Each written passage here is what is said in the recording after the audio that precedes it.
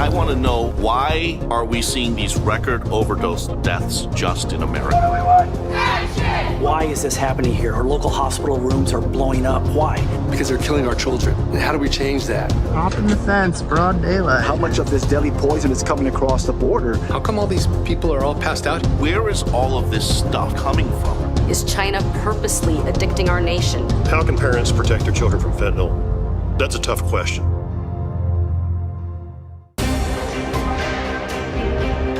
Welcome to Worldview Matters, discussing controversial issues, discerning current events, defending biblical Christianity.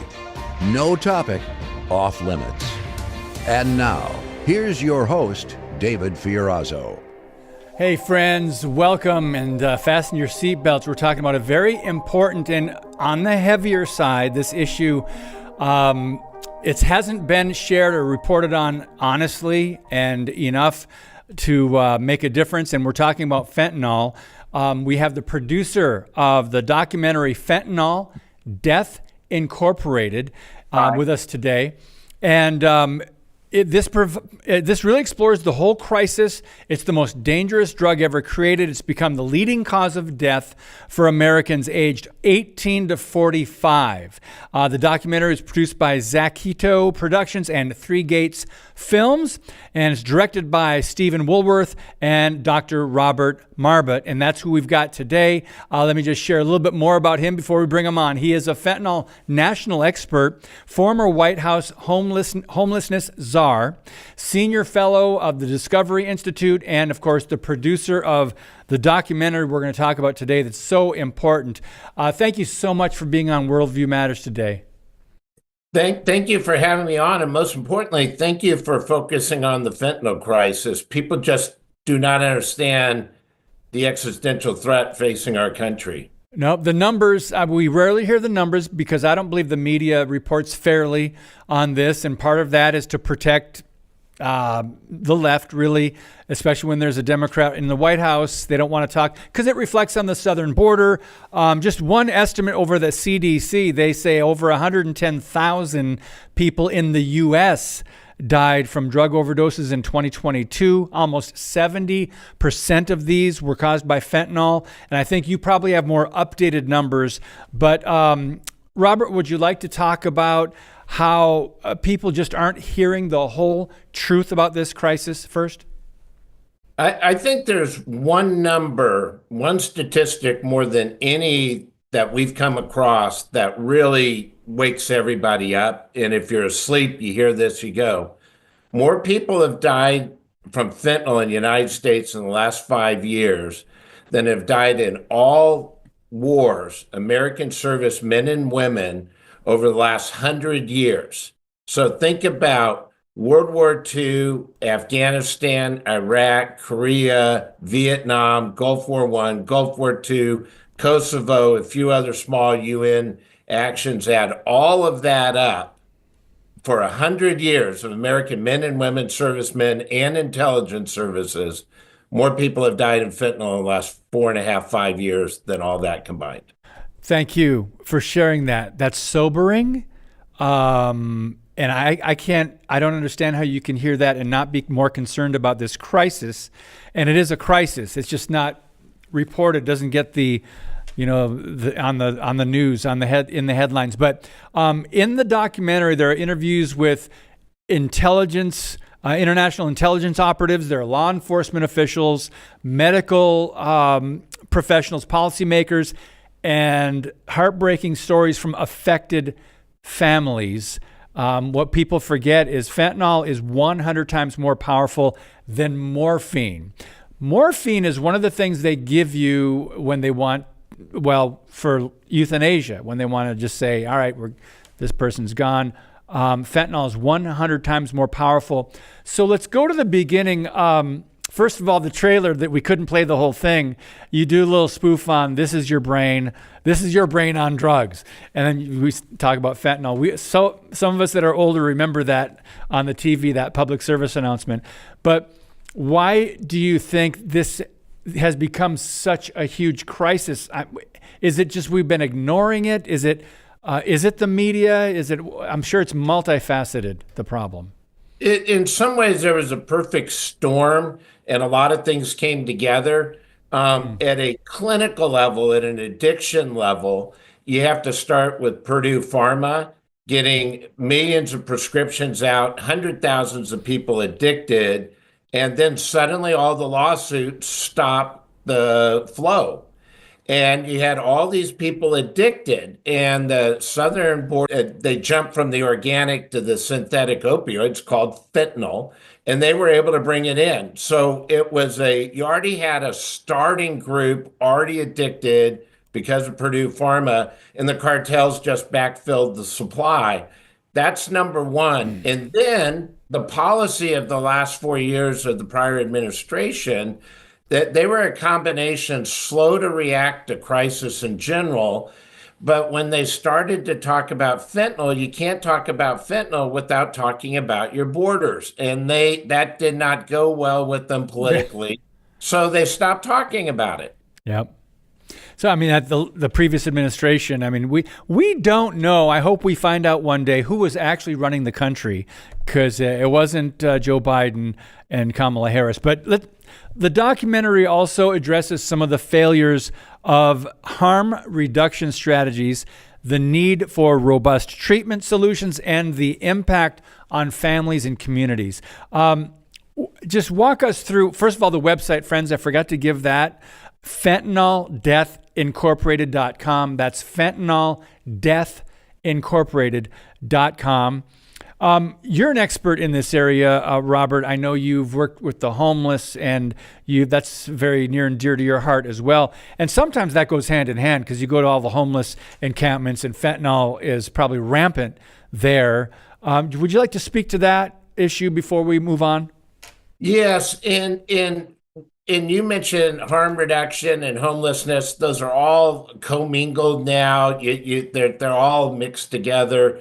And big picture, in the United States, we have come right now, we're at a point in time where we're making it very easy to get high and very hard to get treatment. And we need to flip that on its head and make it easy to get treatment and hard not to get high. And we have it all backwards. In places in San Francisco a couple of years ago, and we got video of this that we used for our documentary on homelessness. San Francisco spent about $28 million to create a, quote, safe consumption site in downtown San Francisco. So rather than getting people treatment, the taxpayers of San Francisco and San Francisco County and City paid for people to come do fentanyl inside a roped off area where they provided all the paraphernalia to do the drugs. And we should be doing everything we can to stop addiction, stop use, and start paying for treatment, and stop using government money. And this happened up in Philadelphia. This is not, San Francisco is not the only place that this happened. Wow. And California, Washington State, and Oregon all adopted, the legislatures all adopted some sort of form of harm reduction. And in other words, decriminalizing drugs. And that, there's no way you can make fentanyl safe. You can't make the fentanyl supply safe. You can't make using fentanyl safe. We've never seen anything this potent, powerful in the history of the world. Wow. And I don't want to make this a political issue, but you just rattle off some blue cities and states and that are run by Democrats. And it's tragic. We don't look at it this way. We want to go, what are the solutions? What's practical? What can be done about this? I know the southern border is a huge issue, but like you said at the beginning of the podcast, maybe it was before we got on the podcast, there's many issues but the southern border is definitely was part of the problem. It still will be, but now, so Robert, it's already in the country. Fentanyl is already here. Kids are getting access to it. There's a quote that's really sobering over on the front page of your website. It says, "They're not going to pay attention until it's happened to their family." That's sad. That's all about apathy. But isn't that how it is with a lot of things. You don't pay attention until it hits you. Would you care to speak to that and maybe the apathy, the lack of awareness that we're seeing on this issue? Well, and that's why I appreciate so much you having me on and talking about the movie and talking about the crisis in particular. If we don't start raising awareness, you'll never get this fixed. And we're in such a deep hole.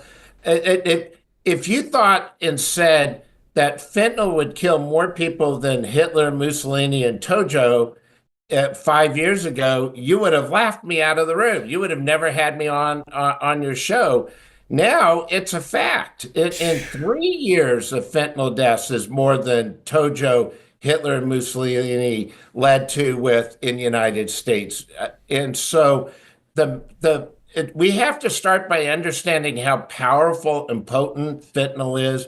1 grain of rice of fentanyl equivalent, the size, will kill 15 people. 2 to 3 grains of salt dust will kill 1 person. So we have to start by understanding the potency of it. And then therefore, what do we do about it within our own families? What do we do about it at a policy level? What do we do about it in a country? And I'll tell you that there is some good news, and a lot of it got lost on election day in California. California is blue state as you can get. Their citizens voted 2-1 to overturn the legislature's decriminalization of drugs. The average citizens of California are not putting up with it anymore. Wow. And they're blue voters. This is not a red, white, blue. To me, it should be a red, white, blue issue, not a red and blue issue. and even California voters have said they've had it. And the decriminalization, especially the high-end drugs, the high-volume drugs, they made all that legal. They didn't prosecute it. They took it off the statutes. And the fact that California voters have overruled their legislature, to me, there's hope in this country if that's starting to happen. Yeah, and we've seen, you call it a red wave or whatever you want, but when you see blue states that have been historically left, and you see more red, more people maybe waking up to this, what's really happening, that's a good sign. There's a quote on the website that says they're killing us and it's all about the money. Who's getting money? Is it government? Is it, how does that work? Who's they're killing us? Who's they? So let's go through the supply chain over the last 14 years, and you'll sort of see who's making money along the way. Started with China. They originally produced the product, and then they found out it was easier to produce the precursors, and now they're producing the precursors. So originally, China just sold it straight out. They looked for local partners. They found it in the Mexican cartels. That was sort of the beginning. So they're making money. China still makes all the precursors and sort of precursors. And I think in the beginning for China, it was all about the money and making money. Now they also have a sort of an ancillary benefit of destabilizing their number one adversary. So they're making money and they're destabilizing our country at one time. So they get 2 benefits. Mexican cartels, it was the next product in their supply chain. They traffic in people, they provide coyote services, they do human trafficking, sex trafficking, they do illicit drugs. So fentanyl was just the next product in their bandwidth and their repertoire of cells, and so they're making money. Wow. We now have a shift, especially in the last 8 months, where biker gangs up in Canada who are getting China precursors, making it in northern border, bringing in the northern border. So the biker gangs are getting their financing to operate all their illicit activities. And then when you get down to the local streets, your local gang down the streets making money off of it. So everybody along the supply chain's making money off of this. Wow. And it's just killing our community. It's killing, you hit it earlier, number one cause of death, 18 to 45 in America, full stop. No caveat, no, most people when they go through stats, they put a caveat on it. No caveat. 18 to 45, number one killer. It's the fastest growing killer of children 0 to 4. How is that? Yeah, because first you go, they're not addicts. They're not calling a drug dealer. They just have fentanyl dust is so powerful. If it's left behind, people die. So you see a lot of children getting poisoned in park benches and around parks where they pick up a sandwich or a food wrapper or their own sandwich drops and hits fentanyl dust, and that's enough to kill them. Some is inside family where somebody else in the family was had fentanyl and they didn't clean it up. And then you have people now in restaurants starting to have fentanyl on countertops and just incidental touch. And we all remember the days when cocaine was so prolific that almost every $100 bill you tested in America had some, sort of trace evidence of cocaine on it. You're starting now to see fentanyl penetrate the entire illicit drug supply. DEA, when they've done their random testing, have found almost 70% or 2/3 of all illicit drugs have some level of fentanyl in it now. Wow, there's so much more we need to talk with you about here. This is just astounding. Again, friends, when you're talking about just the dust, fentanyl dust, I go back to what we shared earlier. Fentanyl is 100 times more powerful than morphine, and we've got to continue to raise awareness about this big time. We'll be right back on Worldview Matters. Today's show is brought to you by Harbinger's Daily, world news biblically understood. Stay informed at harbingersdaily.com.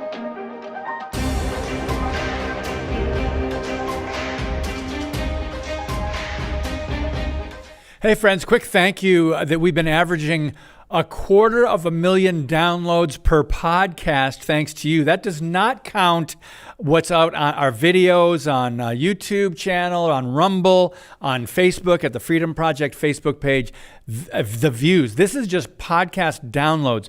It's God and it's you. Thank you for sharing this podcast. And this is another important topic to get out there. So our guest today, Dr. Robert Marbut, and first of all, thank you for producing this.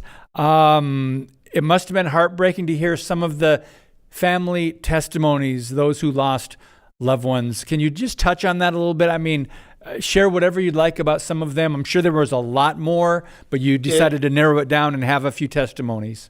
And we ended up interviewing 110 families who had suffered loss in their family. And there was one time we were literally right on the steps of the White House. We're interviewing 3 moms who had lost all 3 of them had lost their sons. And the entire crew starts crying. I mean, I was crying, the photographer, sound engineer, back of the house, the script supervisor, we were all in tears. The moms were in tears. The stories are just heartbreaking. And it happens so fast. The death occurs so quickly. And and I know this gets a little bit wonky, but I spent a lot of time on the streets working in the homelessness communities, being in rescue shelters and Salvation Armies and Union rescue missions. And one of the things that has really started to become a real just repeated anecdotal information is from when a person starts taking fentanyl. I have yet to meet a person who had lived 18 months past their first use of fentanyl. That unlike other drug addictions that might take 10, 15, 20 years, and you have time to do an interdiction and do a treatment program and such, fentanyl kills so fast from first use to death. And most of the people only live 8, 9 months when they take their first hit of fentanyl. And so many people die on one pill. There's several states who have set up PSAs and say 1 pill kills. And it is so tragic and so potent. That's why you have to just say, and I know a lot of people mock Nancy Reagan of just saying no. There is no way now with the drug supply, illicit drug supply way it is now, for you to think of taking anything and not expect a bad outcome at this point in time. Yeah, one of the things I want to ask you before we run out of time next is how are kids getting their hands on this? But first, the media, 60 Minutes did a report 4 months ago. Fentanyl is fueling the worst drug crisis in U.S. history, killing 70,000 a year. So thank you to 60 Minutes, but not a lot of media outlets have reported. Why do you think that is, Robert? Is it political, or is there more to it than that? Is it not a sexy issue? What is it? I think it was protecting the prior administration, because you can't talk about fentanyl and not talk about open borders. They're interconnected from the get-go. And if you want to have an honest conversation about fentanyl, you got to say, what do we do about China? What do we do about Mexico? What do we do about Canada? We also have to talk about decriminalization in our own country, which also comes from the left. And the problems with family breakdowns, which also comes from, the left doesn't want to talk about that either. So I think between the border decriminalization and the importance of the family, it makes it hard for the left to want to talk about this. Therefore, a lot of media doesn't jump into it, and certainly doesn't jump into the what do you got to do about it, because it doesn't meet the political spectrum on the left. So this what I'm about to ask you might sound a little twisted or warped to some people, but there is a movement. The environmental extremists think there's too much population, too many people on the planet, so they need to reduce the population. China's involved. Is this? I can't help but think part of it's on purpose to kill Americans, whether that be young people or just to kill people. Is that too far-fetched, or is this something that plays into this warped demonic agenda to reduce the population?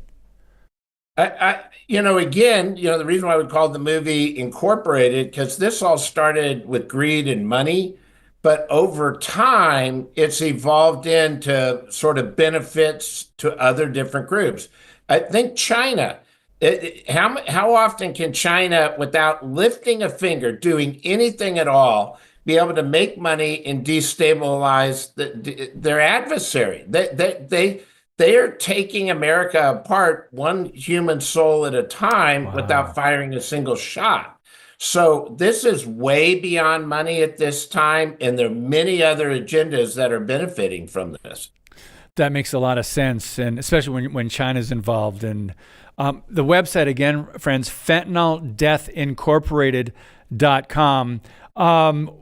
Before we run out of time, Robert, I'm sure there's a lot more that you would like to communicate, but what's on your heart right now? What do you need people? Our audience is primarily Christian, biblical worldview, social conservative and conservative in probably every way, but we do need to help raise awareness about this. What would you like to share?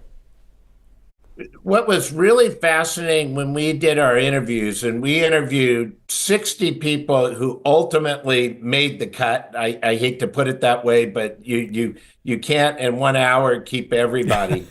but with 40 of the 60 people who made the cut, without asking them about family, we asked everybody, what would you do? What's the most important thing we can do to start to deal with this issue? 40 out of 60, without asking about family, said we need to rebuild the family. We need families to have dinner time together and talk and have honest conversations, to put the cell phone down and have honest conversations about fentanyl and about people's life and what's stressing people out, and rebuild that unity around the dinner table. And we were just shocked, because that wasn't what we started to study, but that's what we end with in the movie, is talking about the importance of, let's have a family dinner, let's listen to each other, let's have an honest conversation, put the cell phones down, and let's talk about fentanyl. That's profound and simple at the same time, because we've got to protect our children. There's so much coming against young people today and children, particularly in the government-run schools. But this is an agenda. This comes back to the spiritual again, the biblical worldview, because Satan wants to destroy the family.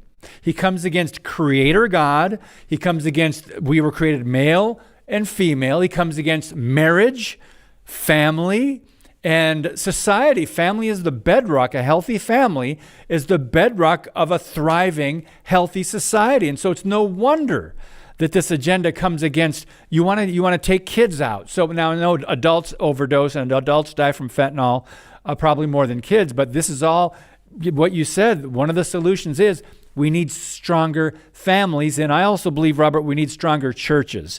Do you have some final thoughts before we let you go? We got 2 more minutes. We have a great sort of zinger in the movie about just talking right to this exact topic, and it's from Reverend Bruce Butler, who's out of Dallas. And we had a whole interview, and we distilled it down to like 2 sentences, and he said, how do you raise a child? And I'm paraphrasing, but how do you raise a child in an environment that what used to be right's now wrong, and what used to be wrong is now right? How do you raise a child in that environment? What message does it send to children that says we're going to legalize fentanyl, and then they tell their mom and dad, well, look, it's legal, so why are you upset about it? That's why decriminalization of drugs just sends the wrong messages to children. Yeah.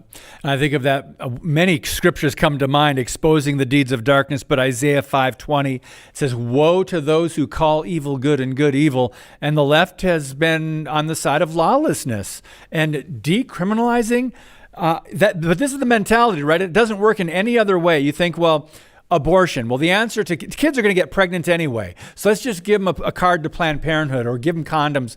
The solutions are they're insane sometimes, but that's the radical thought. The enemy is very delusional and he's a deceiver. Robert, so other than fentanyl, deathincorporated.com, is there another website? I know you're on X and Instagram, Facebook, YouTube. Anything else you can share real quick? The discoveryinstitute.org. I think you have that link there too. Yep. You'll read a lot about it there, and I would encourage everybody to go out and watch this movie. It will be in mainstream streaming in May 6th, it looks like it, and hope everybody will watch it. Sounds good. Discovery.org. And again, friends, fentanyl, deathincorporated.com. Robert, God bless you, sir. Thank you so much for doing this. Thank you for having me on. Really appreciate it. You're most welcome. Friends, thank you for sharing the podcast. It's astounding the growth that we've had. Praise God. God bless you. And as always, keep speaking the truth about things that matter.